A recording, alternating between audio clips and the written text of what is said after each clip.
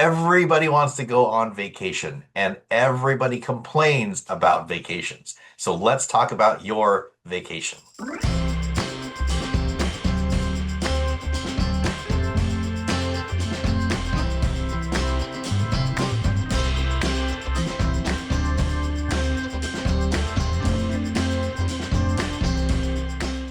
Mike, I hear it all the time. I'm sure you hear it all the time. I haven't taken a vacation in 3 years. I don't go on the vacations I want. Oh, I wish I had money to go on vacation. Everybody wants vacation. What does vacation even mean? And let's talk a little bit about how people can vacation to fulfill their life. Perfect. I also want to let everyone know that if you hear me say holiday, I mean vacation. So holiday's probably going to come out. Elle and I have been traveling full time, and it's been our lifestyle for over 8 years, which is mind blowing, right? Our life is a holiday or on constant vacation. And I remember that first year we were traveling around, and we heard a lot of people come to us, and they said, "Oh, I wish we could do what you do." Well, you could if you wanted to, right? There's multiple things that go in that, and that's what we're going to talk about today. And I remember another person that had said that we chose what to do that second year. So the first year we traveled around Australia in a four-wheel drive and a rooftop tent. And then Elle was like, I need a break. I want to do something different. And that different was to go to Vietnam, Southeast Asia. And we would tell people that. They're like, what? You want a holiday from your holiday? And it was true, right? You want to kind of step away from your potential, your 9 to 5 or your work life, or maybe you need a vacation away from your kids. Maybe you need a vacation that is a different country, or in a conversation Jason and I have had recently of, do you want to go on a cruise or do you want to go camping and hiking overnight and backpack? Right? Whatever that is for you, you've got to get met. You've got to do what is right for you. I can give you ideas all day long. Hell, you can give me ideas all day long, but it's only what I and what Elle enjoys doing and how that gets done is what's important. Yeah, and I think that's a great point, Mike, you bring up because we talk all the time. I mean, this we've named this business Ideal Life and Money Academy for crying out loud. Ideal life. We keep coming back to what is your ideal life, right? Mike, you do a lot of camping, you do a lot of RVing, you do a lot of time on the road. That's lovely for you. You enjoy that kind of stuff. For somebody else, they might think driving in an RV for hours and hours and days on and days is horrible. They might think that's awful. They would never want to do that. That's okay. It's okay. You have to know what your ideal life looks like. And part of that ideal life is what your ideal getaway, your ideal vacation. Are you a nature person? Are you a fancy hotel person? Are you a camper? Are you a hiker? Are you a pool person? Are you a beach person, a forest? You have to know this stuff. That's why we always come back to you got to define what your ideal life looks like and then create that plan to get there. We'll get back to the episode in just a second, but we wanted to give you a gift just for being here today. Thank you so much. We've got a 3-part video workshop absolutely free for you. This workshop is designed to help you get organized with your money so that you can give yourself a 10% raise. When you give yourself a 10% raise, you are going to have more money. And when you have more money, we will show you exactly what to do with that money so that you can get on the path to financial freedom and start living your life, your ideal life today. You're going to learn how to get out of debt. You're going to learn how to save money. You're going to learn how to free up money so that you can invest for your future. If you're unfulfilled with life, whether it be at work, in your personal life, or with your money, then this is the workshop for you. Visit sentinelcoaching.com/raise. That's sentinelcoaching.com/raise, or click the link in the description. Now, back to the episode. So first, there's several phases here, Mike, we want to talk about. I think let's talk about the opportunity costs of if I spend a lot of money on a vacation, why is that more or less difficult than spending a little amount on vacation? Let's talk about that opportunity cost first. Well, I think this is a great conversation to have. Not only are we literally sitting in Chicago, Elle and I are in Chicago right now with friends that we met in Australia 8 years ago, and we both were traveling around Australia very differently than we are now. And they have a place here And it's really, really fun to come visit friends.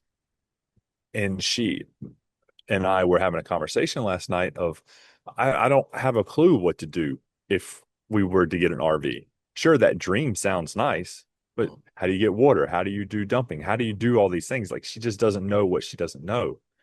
And then for me, I don't know what she knows, right? As far as work goes or finding the places that she's lived and the way that they travel. They travel, they like hotels, they like seeing friends. They just went to go visit people in New Orleans and they had 4 nights down there. They flew down there, stayed with friends, and that was the way they like to travel. They'd like to travel to cities. And right now, Elle and I, we'd like to get out of the cities. It's more rural, and we like to enjoy that. And now we also have family. Elle and I have family that love to spend a lot of money. So back to what you're saying, Jason, they spend a lot of money in a short amount of time. So 1, 2 weeks, and it could cost 10 or 20 grand, right? For them and their family. That's how they do it.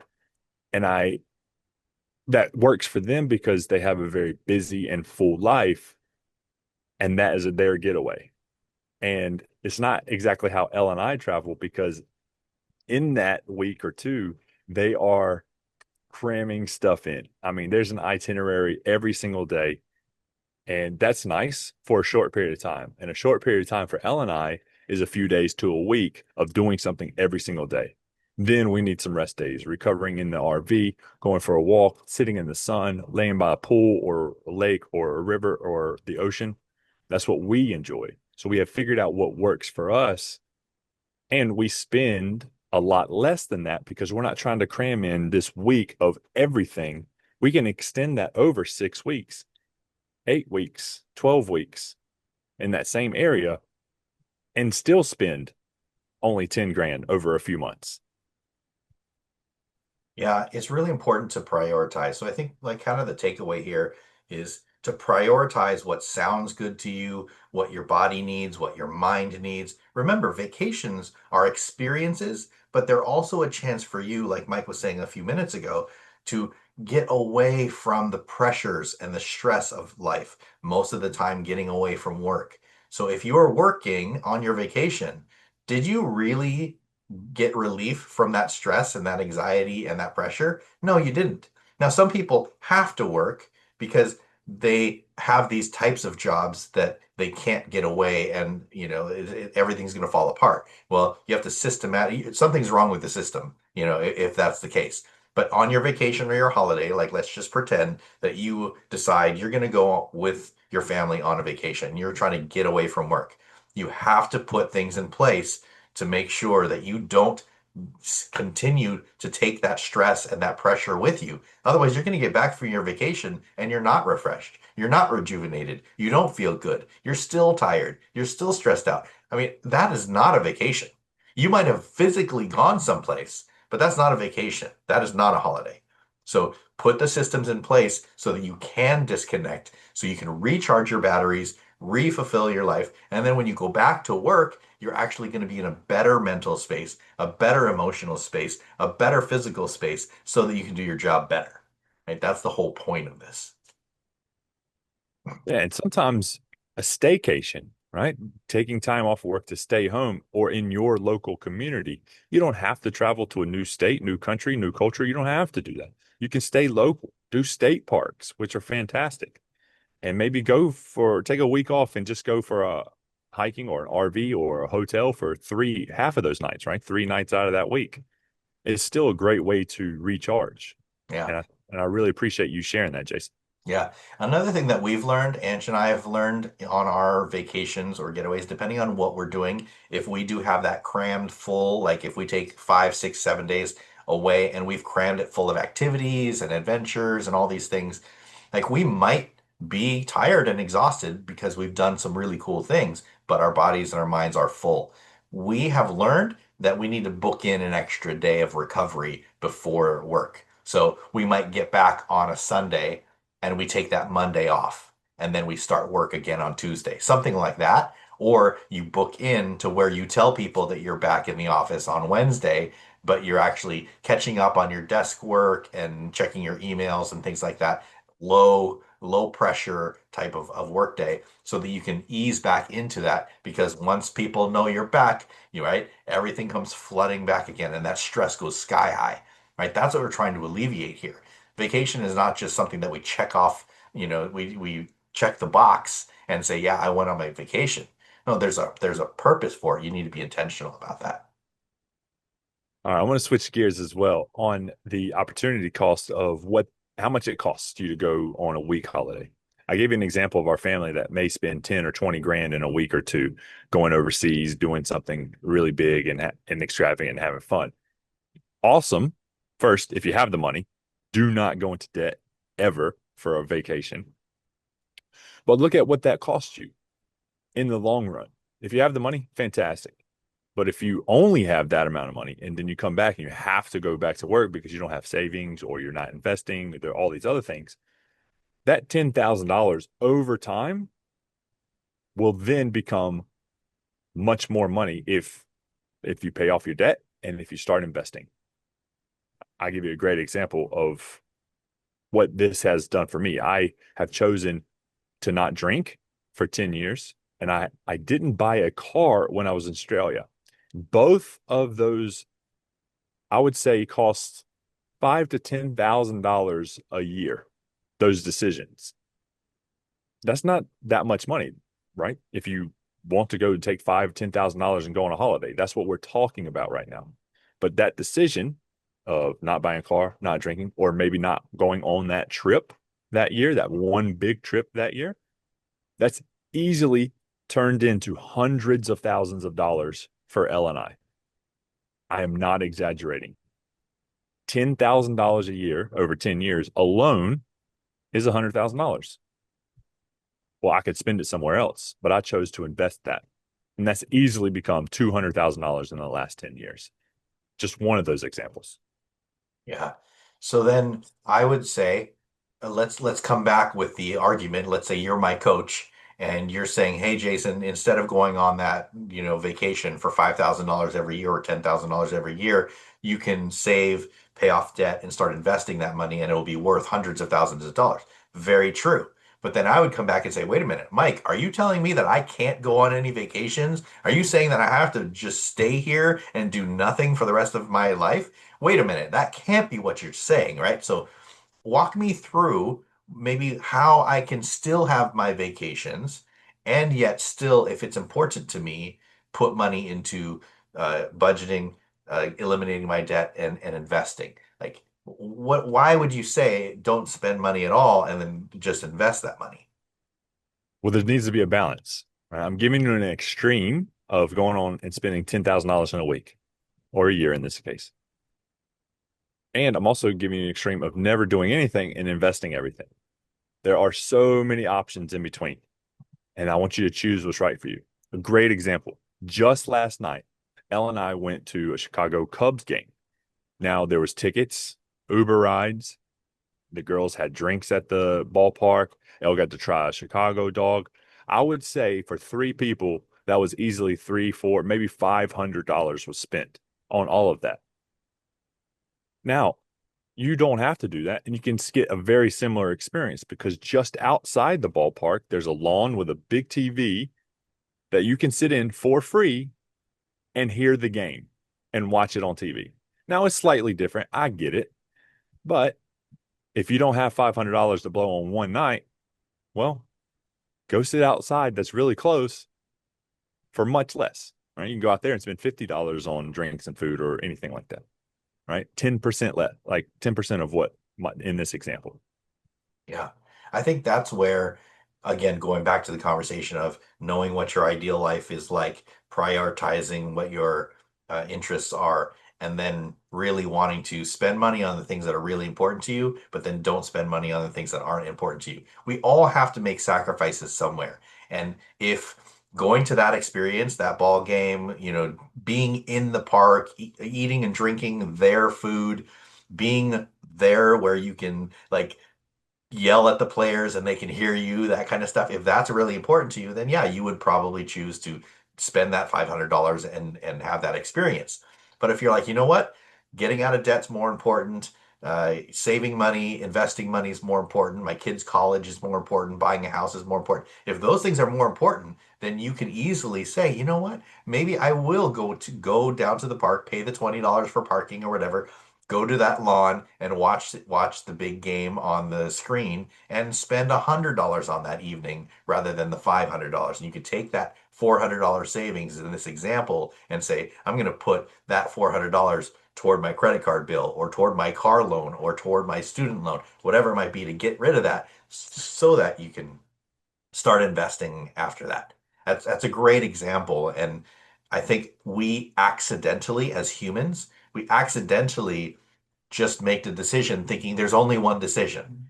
Where it's like, well, we're going to the game, so I guess I got to spend $500, right? This is how we accidentally waste money.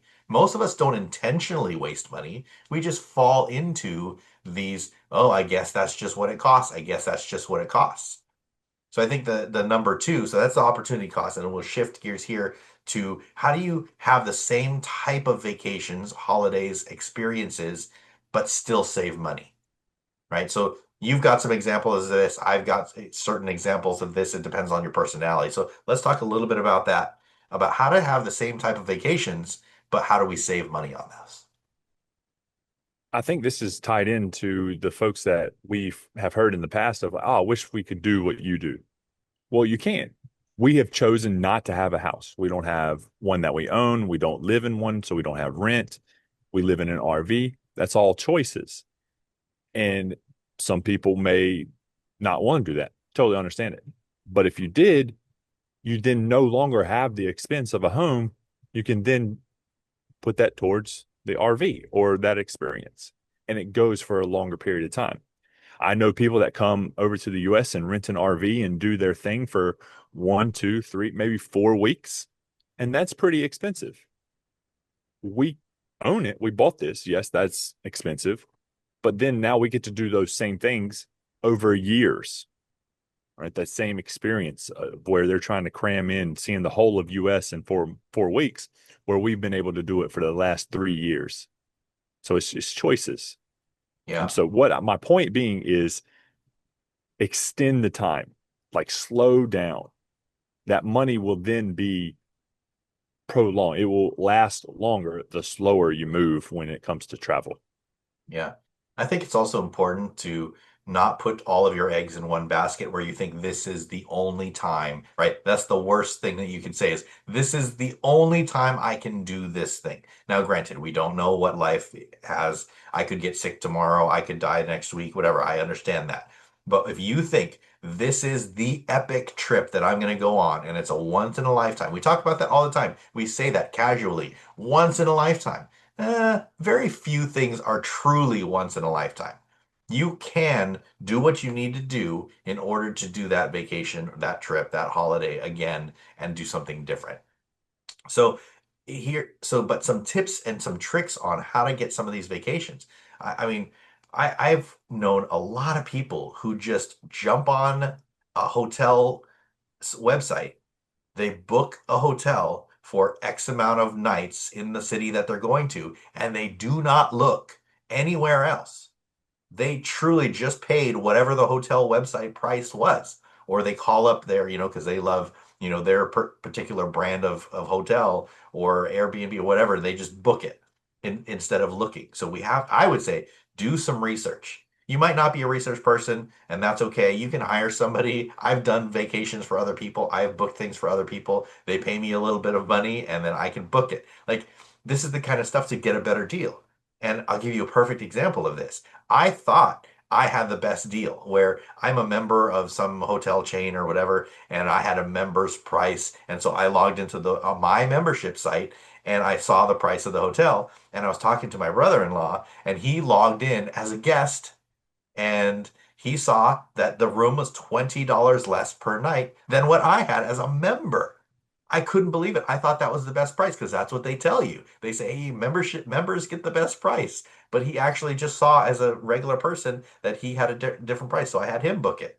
And again, that's $20 a night. It was like 5 nights. That's $100. But don't just assume stuff. Do your research. Yeah, I love that. Great way to save money. And you can get real creative. Elle and I have staying at friends' houses, um, house sitting. We've house sat around the world where you trade your time and effort to be at someone's house, and with the exchange that you have a free place to stay. We've done that. Great way to do it. And cheaper rooms. We've gone to Vietnam and we've had a room that we paid $5 a night. Mhm. It's extreme. I get it. But when we were in Vietnam for 10 weeks. And on average, I'd say we paid about $20 a night. $5 was the cheapest. And the most expensive was $50. And that was a really nice room in a hotel in the city. But about $20 a night. That's just for two people. What if you got a group of four people that you travel with? Maybe you can share the nicer room with the nicer beds and you split that. And there's all types of creative ways to reduce costs. And we love cooking at home, right? Getting food instead of going out to eat every meal when you're away from home. Yeah. And that's where it helps to do that research to find out. So certain hotel rooms have like mini kitchens where you can Yep. buy some groceries and you can maybe get a hot plate and cook something on a skillet there versus eating out. Or if they have a refrigerator, that's really important because you can buy a bagged salad or something like that and put it in the refrigerator. That's going to save you a lot of money. And I really like your idea of sharing as well, right? If you do have like an Airbnb or a VRBO or something like that, you can share the house or share the room with other people. It reduces that cost. So think about it. And then this comes back to that biggest tip is to budget out your trip, your vacation, your holiday, right? So what are the components of this, right? You've got your travel to and from, right? Whether that's bus, car, train, plane, boat, whatever it might be, you've got that travel. And then you've got lodging wherever you are. And then you've got food wherever you are. And then you've got your entertainment, the activities that you actually do. So those are the main components of your trip or vacations. Budget that out and say, okay, it looks like in general, here's how much average nightly costs are. Here's how much we would expect to pay for food. Here's how much we should expect to pay for travel, all those things. Then you take each of those categories and you say, how can we save money on food? How can we save money on the trip? How can we save money on the lodging? How can we save money on the activities? You might have to choose between one or the other. You might not be able to do it all. And you can say, all right, kids, we have these three activities on the books for our week-long vacation. We're going to choose two out of the three and not do all three. But then one day you're at the pool. Kids love the pool. I can't tell you how many times they're like, hey, we're going to Disneyland for 4 days. And they want to go to the pool. They're like, why can't we go to the pool? Why can't we go to the pool, even though there's Disneyland there? I mean, it's crazy. A pool day is absolutely free. And one day it might be really great to just be at the pool and have a picnic. Like that's a whole day that you don't have to spend the money on the other things. Yep. I love that. We were just pulled over in a park the other day, and it's just nice to be able to have your RV and everything there because I had my bicycle. I went for a bicycle ride. Then I felt like playing basketball. I had a basketball. I got out. There was a disc golf there. There was pickleball, and there's a little water park that I got wet in, all at the same park. So I had the option of traveling with my house, being able to do all of those activities, where maybe you just go to the same park and you only do one, which is also fine, right? Just being prepared to go to a park and do that, and all of that costs nothing. You just parked in the parking lot. It's Yeah. fantastic. Yeah. And that food thing is huge, right? You buy some bread, some lunch meats, some Mhm. vegetables, and you've got a picnic right there. Boom. Yep. Right? You can feed your whole family for 30 or $40 rather than $20 a person. Yeah, it's big. Yeah, Oh, and what we're not telling you never to do this. We're giving you creative ideas. Maybe instead of a $10,000 a year vacation, a big one, maybe you only do five, and then you do these other cheaper ones. Right? Maybe do a week that's cheap, a week that's cheap, and then 2 weeks that's more expensive. Right? Whatever it is for you, whatever works for you. Again, Jason talked about it. Having that priority. What is that priority? Is the priority getting out of debt? Is the priority investing? Is the priority to just have downtime away from work? You know who you are, and you know what season of life you're in as well. yeah. I think that brings up the last kind of point section that we want to talk about truly is how to balance out what the point of your vacation or holiday is, right? If it's to create a sustainable life, then I would actually recommend that you would take multiple vacations, multiple getaways smaller vacations, smaller holidays, getaways, rather than one big one, right? Most of the time, we, especially in the Western world, would say our one big summer vacation because the kids are out of school, or maybe it's a winter break or spring break or something like that. We would say we got to get away for a week or 2 weeks. And then we dump all of our resources into that, hoping and thinking this is going to make me refreshed for the entire rest of the year. Friend, that is not true. It is impossible to spend 50 to 51 weeks working like a dog and then take 1 to 2 weeks of a holiday or vacation and think that those 2 weeks are going to refresh you for the next 50 weeks. It's not going to happen. Not going to happen. So I would recommend maybe you do take that 1 week in the summer because your kids are out of school or whatever, but then also plan other little getaways. It could truly be one night away. It could be 1 night camping, 2 nights camping, a weekend, a long weekend, something like that, just to say, you know what? We're going to disconnect from the world. We're going to disconnect from my job. We're going to disconnect from the stress of life and go to the lake. And we're going to go swimming for Saturday and Sunday, whatever it might be. Like take multiples of that. I'm telling you, I go on 6 to 8 getaways every year. 6 to 8. I do it. I've created my life to where I can actually get away. Some of them are week longs because I have the flexibility to do that, and some of them are 3 or 4 days. But it keeps me sane throughout the year, other than rather than stress, stress, stress, stress, stress, and then relax for 1 week and then get back right back to stress. Like I'm keeping that. It's a mental health thing for sure. What about you, Mike? Do you have the same kind of thing? I mean, I know you have a completely different life, but what do you have on this? No, I appreciate that. I think that's a great realization. I've given you the extreme of doing everything in $10,000 or $20,000 in one holiday, but extend that out, like Jason did, 6 to 8 weeks, or 6 to 8 different times, getaways. For Elle and I, that's just the life that we live right now. Like I mentioned, we're in Chicago and we're doing tourist stuff, and that's fine. Next week we won't be. We'll be in the middle of Wisconsin, just relaxing. Right? That's just the lifestyle that we have chosen. You got to figure out what's right for you and Yeah. try it out. Try it out. You don't know until you try. Yeah, that's a good wrap up. Truly is to understand what works for you, right? Because it Mike's life might not work for you. My life might not work for you, and that's okay. You have to figure it out for yourself. So yeah, I love that. Try it out, see what works for you. Hey, that didn't work out. 2 days away, didn't really feel that good. Maybe you try three. Oh, wow, I got to settle into vacation after day number two. Like maybe that works for you. I'm one of those things that if I go to a production week of work, like I want to create content or write or do any of that stuff, it takes me 2 days to settle in, to detox from life. So I know if I take a 3 day getaway for work, it's not going to work because it takes me 2 days to settle in. And then I have like, oh, now I got to go home again. So I take a little bit longer so that I can settle in, relax, detox, and then I can be productive. I had to try that. It took me multiple years to figure that out. Perfect. And if you want to continue this conversation on what your ideal life is, or how do you invest to turn that $10,000 to $100,000 over time, well, make sure you dive into the ILMA content. We have the budgeting and debt elimination course and the investing course already ready for you. So jump in, and we look forward to see you in there.